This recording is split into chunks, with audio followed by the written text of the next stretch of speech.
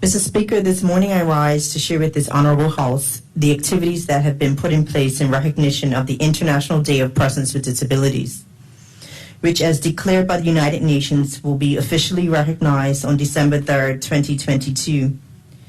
Mr. Speaker, the observance of the day aims to promote the rights and well-being of persons with disabilities at all levels of society and development. Also, it provides an opportunity to raise awareness of the achievements and challenges persons with disabilities face within every aspect of political, social, economic, and cultural life in our community.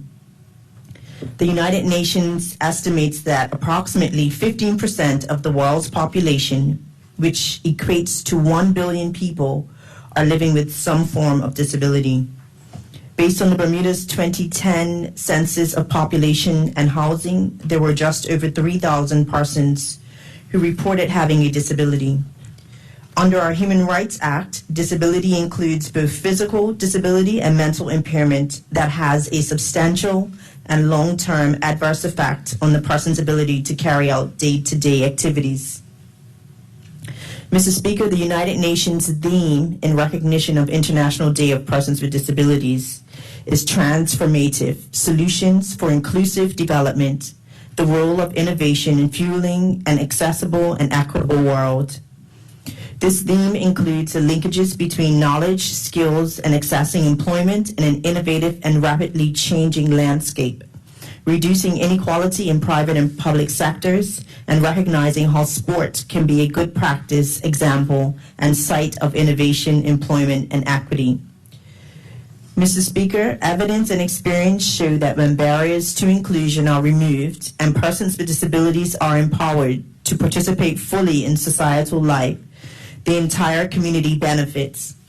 This is not limited to employment and sport, but includes a wide range of social, economic, and cultural domains. Barriers faced by persons with disabilities are therefore a detriment to society as a whole, and inclusion and accessibility are necessary to achieve progress and development for all. Mr. Speaker, I will highlight two key areas that will support greater inclusive development by Bermuda. The first is ensuring the voice of persons with disabilities is included within policy and practice development, and the second is ensuring a role that technology can play in facilitating this inclusion. According to the United Nations, for some kinds of disabilities, assistive devices, technologies are key equalizers that promote inclusion and full participation in all industries and dimensions of life. Are assistive devices that can range from simple devices to compel technologies. Mr. Speaker, this government is committed to ensuring persons with disabilities have an active voice within initiatives for social development of our community. Examples of how we will achieve this will include the Disability Advisory Council, which is a non-statutory committee comprising of persons with disabilities, advocates, and service providers. Their primary goal is to provide recommendations and advice to propose relevant policy. And the National Strategy for Adults with Intellectual Disabilities and Their Families. This strategy, spearheaded by the Mid-Atlantic Wellness Institute, serves to identify priorities and facilitate coordinated actions to address primary service gaps impacting this specific segment of the population. We are looking to have the final plan published in the upcoming new year. Fundamental to the strategy development was the inclusion of persons with intellectual disabilities. Accordingly, a key priority was to ensure the consultation process and strategy were accessible for those with intellectual disabilities to maximize awareness and participation. As a result, easy-to-read versions of the consultation document were available as well as an audio format. Furthermore, central to the governance structure and implementation of the strategy is the representation and ongoing consultation of adults with intellectual disabilities. These efforts are also in recognition of the demand expressed internationally by the disability community of nothing about us without us. In addition, Mr. Speaker, to address barriers and inequity over the past year, the ministry has advanced the following initiatives. Progression of the UN Convention on the Rights of Persons with Disabilities extended to Bermuda. This included an assessment of our current levels of compliance and a formal register of persons with disabilities which is being developed. The register aims to assist with data collection for national planning purposes and to ensure individuals receive the support they need for improved quality of life.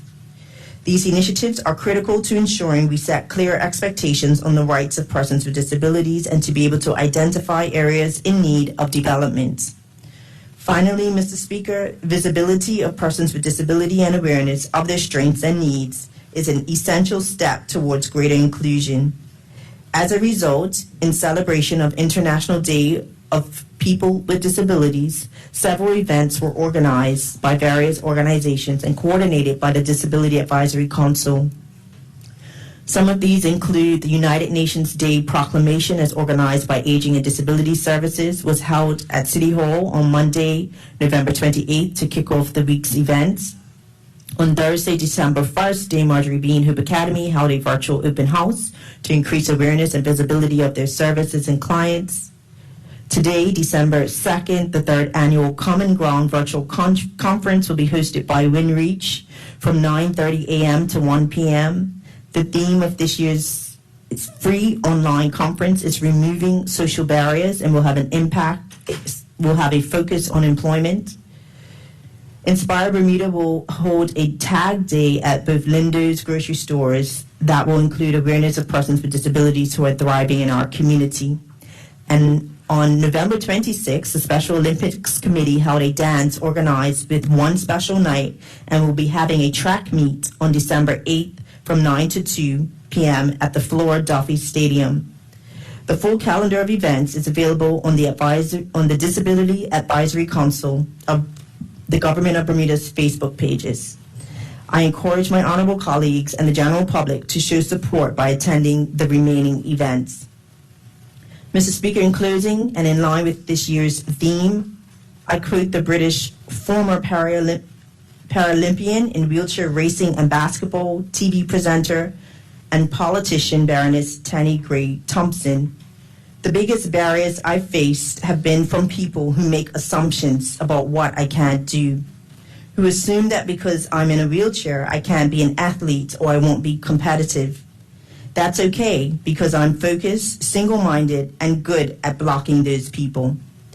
As a nation, we must reflect on our assumptions that create barriers and support the strengths and abilities of persons with disabilities. We must all come together as a community to remove these barriers and to advance the rights of persons with disabilities for a more inclusive and therefore better Bermuda. Thank you, Mr. Speaker.